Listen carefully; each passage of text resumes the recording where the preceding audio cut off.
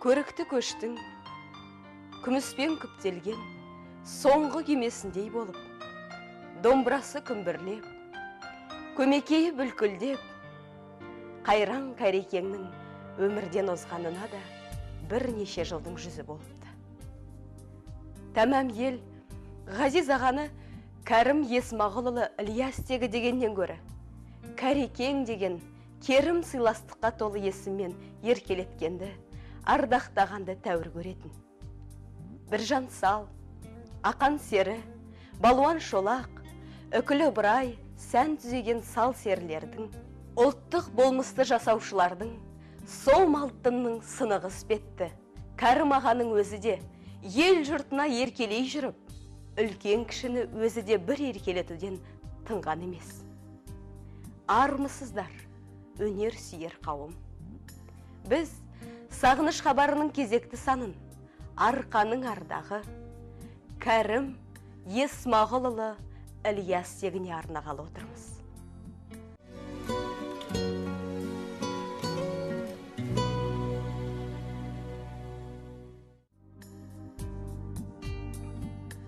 Ежелден әнші жыршы, сал серісімен аты шыққан Көкшетау облысының Айыртау ауданына қарасты Сырымбет өңіріндегі шағын ауыл Алшынбайда 1929 жылы дүниеге келдім. Өнерпаз әулеттің өнегесі 4-5 жасымнан қолыма домбыра алдырды.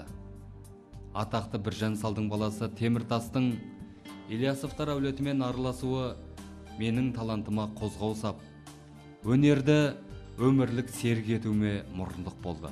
Мектепте оқып жүргенде әнші бала танып, аудандық, облыстық, тіпті республикалық байқауларда лауреат атандым.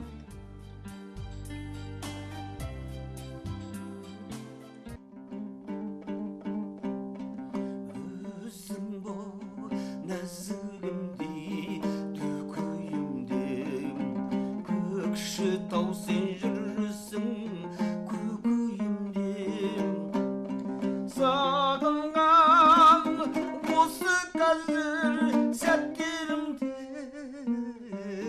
шіркін-ай самалың бұл жетейін бе, шіркін-ай самалың бұл жетейін бе. Жалпы Қарекең Батагөй Тілеуқор ақсақал еді өмірде, ақкөңіл. Өте жеңіл кісі еді. Баламен де, үлкенмен де бәрімен бірдей жүретін ақкөңіл еді.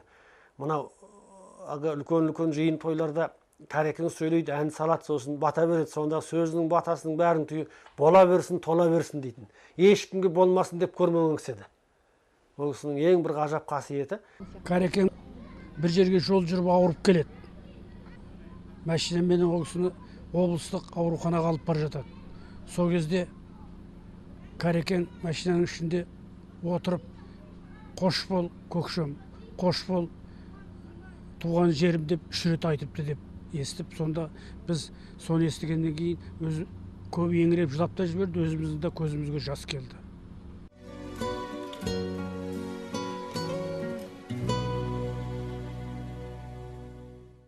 Адам түрі тұрғанда арманның таусылмайтыны, ұлт тұрғанда оның ұлттық нақышты әсем әні, жүрек жыры түгесілмейтін анық.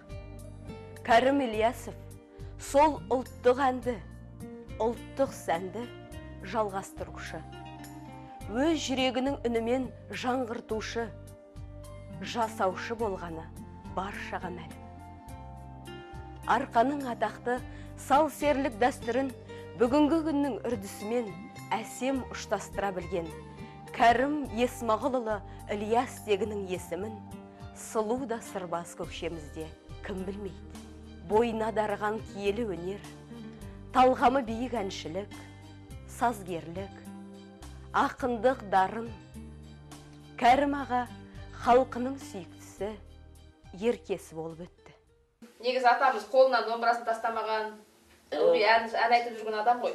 Осы домбыраның бір тарихы бар ма, сыры бар ма, соны айтып берсең. Тарихы бар, сыры бар. Әуелде сол домбыралар білмеймін, азғантай болды ма, жеткіліксіз болды ма. Апамыз Кәрімнің шешесі. сол кісі бір күні жүгіріп барып неден осы домбыраны алып келді. Осы домбыраны алып келіп, содан кейін манағы басқалармен салыстырғанда өзі әрқайсысының несі бар ғой, біреуінің күйі келеді, біреуінің күйі келмейді, әлде сондықтан ба білмеймін, көбінесе музыкадан хабарым жоқ. Сосын осы домбыраны көбінесе пайдаланды. Содан кейін енді өзі кейін мына домбыраларға ауысып, мына қазақи домбыра өнері бар. Мынаны баласына арнады. Жазылып тұр екен. Алып көрейік апа. Иә, ұрпақтарыма деп. Міне мына жазыпты. Шаңырақтарымда жыр желпініп, күміс күй күмбірлей, әсемән әуелей бергей әмәндан. 83 жылы жазылыпты, 10 мамырда. Екі домбыраның қайсысын көбірек ойнаушы еді қайсында? Көбінесе мынаны ойнайды. Анасы әперген.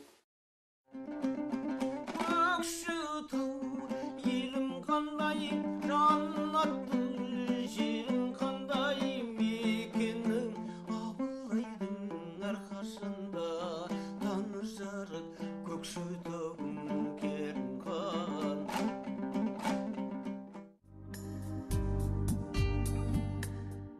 Ұстазы жақсының ұстамы жақсы демекші Тырбидың Молдахметі, Отызбайдың Шәкені сияқты танымал ақын, әнші жыршыларды тыңдап, өнер кәусәрмен сусындаған едім. Соғыс жылдарында жұмыстан шаршап жүрген ауыл тұрғындарына домбырамен ән сап, көңілдері қаяу жандарды ән күймен жұбатушы едім.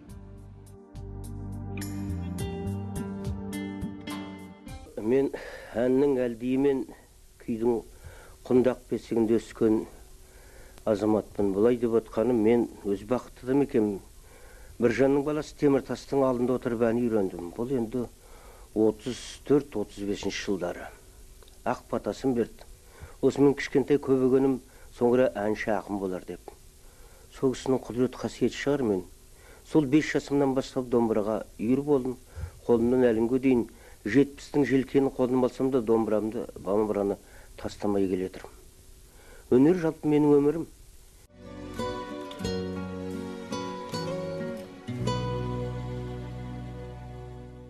Кәрім ағаймен өмірлік қосағы Сапура жеңгей сонау Қазақ мемлекеттік университетінде оқып жүрген кезінде ұлы Мұхтар Әуезовтен бат алған кісілер еді. Мені Мұхтар Омарханұлы кішкене қоңырым деп еркелетуші еді дейтін Кәрекең.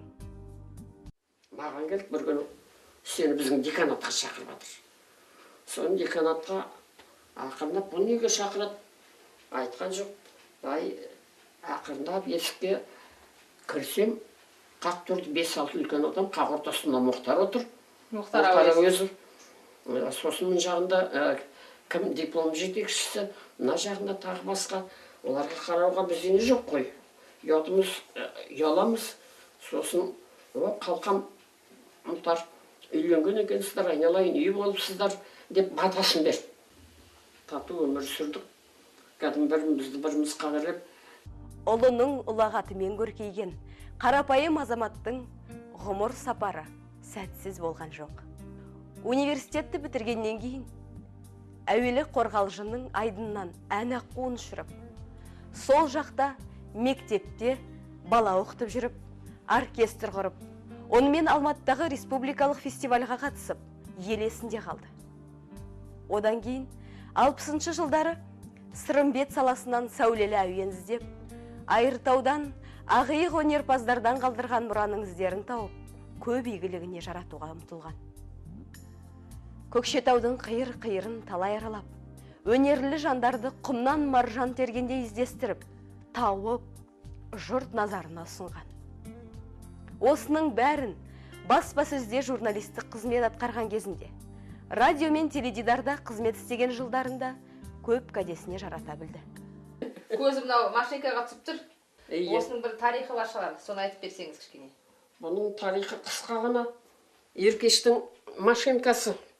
Еркеш Ибрагим машинкасы. Біраз пайдаланып, неден қарағандаға ауысқаннан кейін жұмысты қойғасын ба білмеймін. Әйтір осы машинканы Кәрімге берді.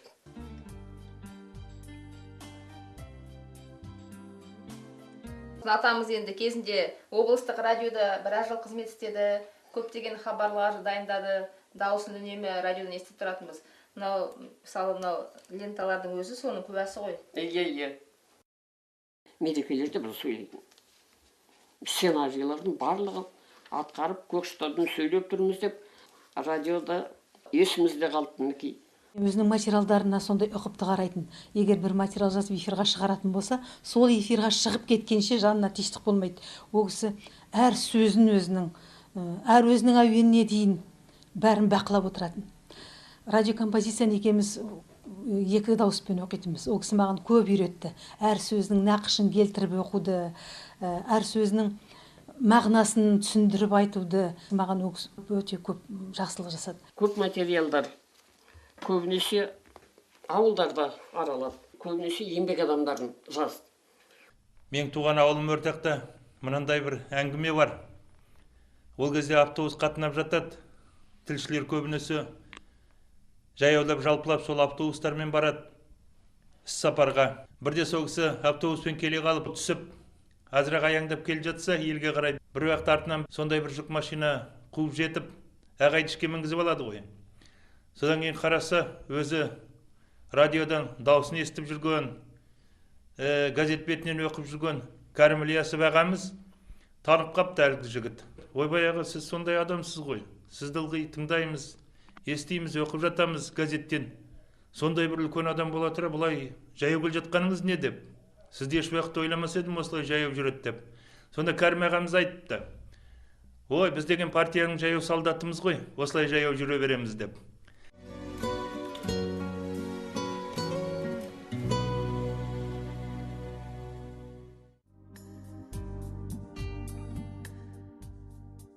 Арман қанаты мені Кәкімбек Салықов, Шота Уәлиханов, Ұлан Ементаевтармен табыстырды.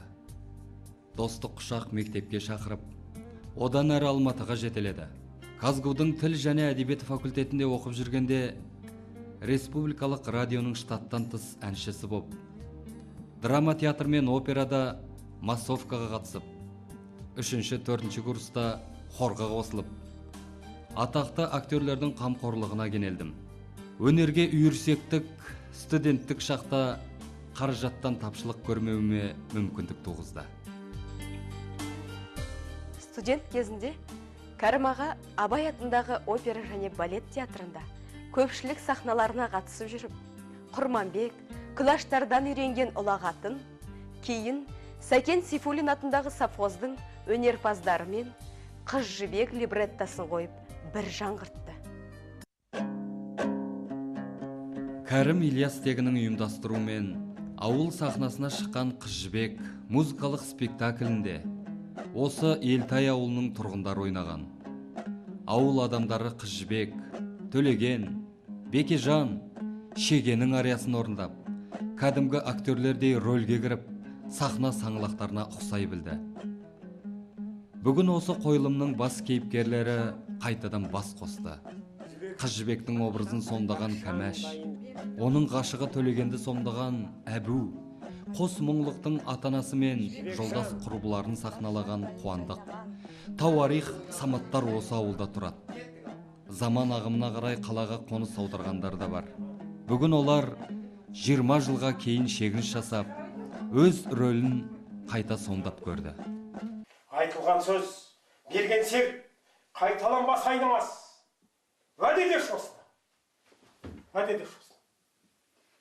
Жүрушім мойын бұрмай, тірі жанғай, қосылса арман ғарманай, жайдым қошақ, мен сендік арғы жағынай, өзі қамдай. Гәку, гәку, гә-гә-гә-гә-гә-гә-гә-гә.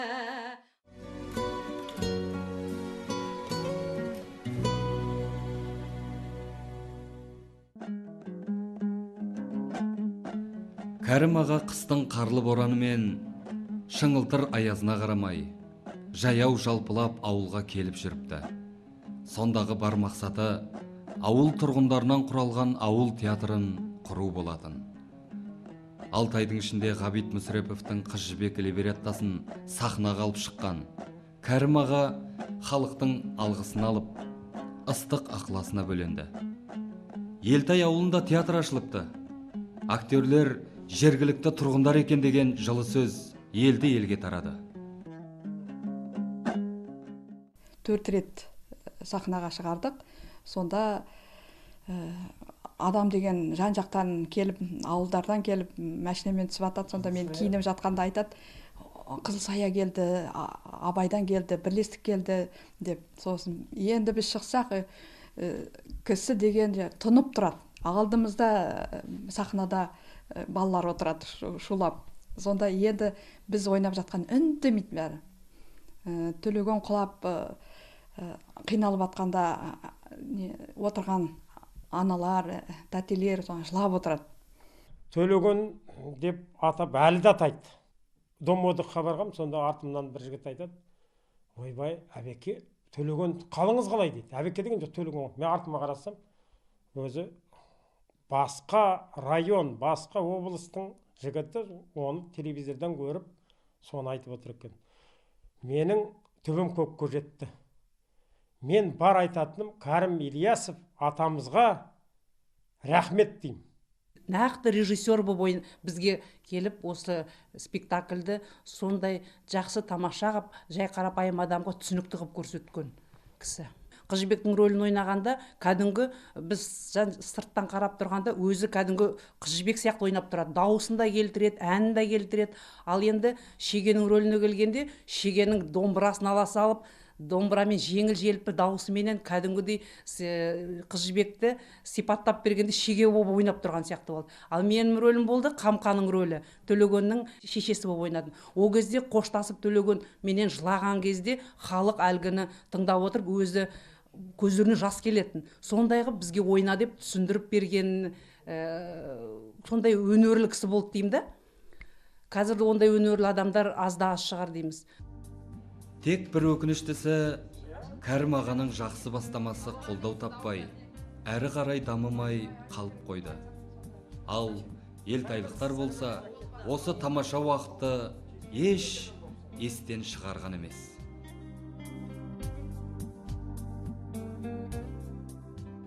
Қыз жібек либреттосын әупіріммен қойған болдық.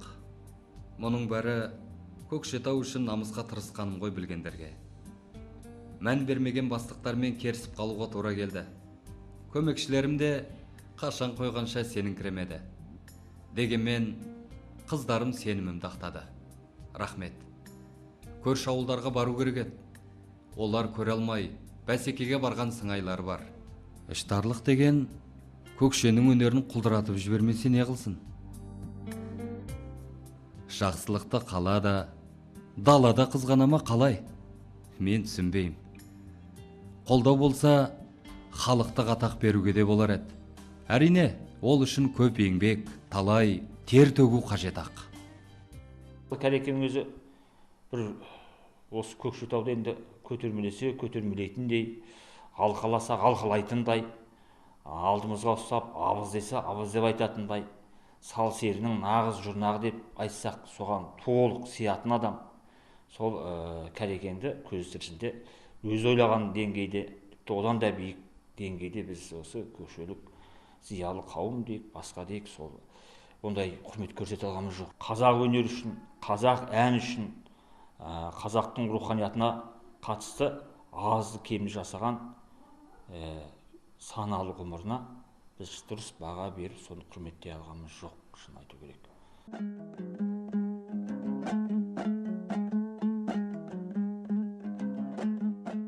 Біздің әдебиет және өнер музейінде Кәрім аға 89 жылдан бері аға ғылыми қызметкер болып жұмыс атқарған. Қор бөлімінің толықтыру жұмысында бұл кісінің еңбегі зор. Шамамен 200-ден астам мұрағат тапсырған. Бұл мұрағаттардың аз ғана бөлігі біз көрсетіп отырған көбі қорда сақтаулы.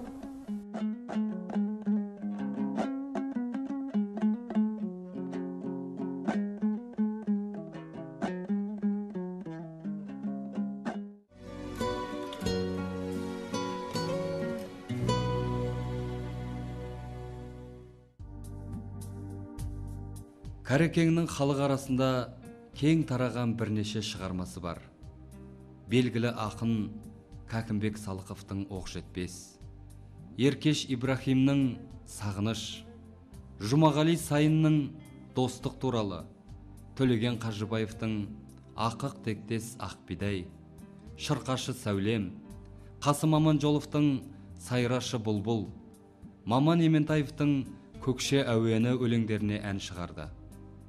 Сондай-ақ өз сөзіне жазылған Көкшетау Сарыарқаның Раушан гүлі, Шоқанның орындалған аманаты, Арайлы Ақтаңым, журналист әндері кейінге қалдырған мұра. Шарықтап, шырқап өмір сүріп келе жатқан Кәрім ағамыздың осы бір екені жүрегімді дір еткізеді әйтеуір. Памирлер, Гималайлар шуап жатыр, Оқжетпес жер бетінде біреу ғана. Апырай, шіркін бауырым-ай, айтқан ақ екенсің. Саумал көлің, қос көліңді, сырым бетіңді, Оқжетпесіңді шын сағынбасаң бұлай сөйлер медің шіркін. Сағынған екен ғой. Мен де сағындым. Сағынамын бәрін, сағынамын.